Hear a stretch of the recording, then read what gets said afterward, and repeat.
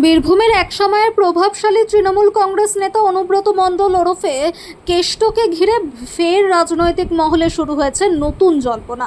একসময় জেলার রাজনীতিতে তার প্রভাব এতটাই ছিল যে বিরোধীরাও তাকে বীরভূমের বাঘ বলেই চিনতেন। রাজনৈতিক মহলে প্রচলিত ছিল তার এক ডাকে জেলার রাজনৈতিক সমীকরণ বদলে যেত।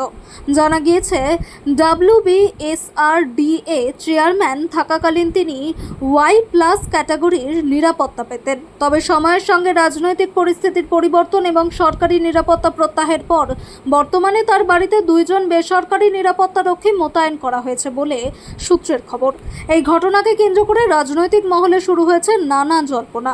গেরুয়া শিবিরের একাংশের দাবি, সাম্প্রতিক সময়ে রাজ্যের রাজনৈতিক পরিস্থিতিতে পরিবর্তনের আবহে বিভিন্ন জায়গায় তৃণমূল নেতাদের বিরুদ্ধে বিক্ষোভ, চোর চোর স্লোগান, কোথাও আবার পচা ডিম ছোড়া হচ্ছে এবং প্রতিবাদের ঘটনা সামনে আসছে।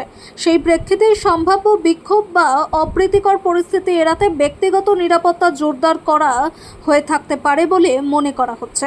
তবে এই বিষয়ে অনুব্রত মণ্ডল বা তার ঘনিষ্ঠ মহলের পক্ষ থেকে এখনো পর্যন্ত কোনো আনুষ্ঠানিক প্রতিক্রিয়া পাওয়া যায়নি।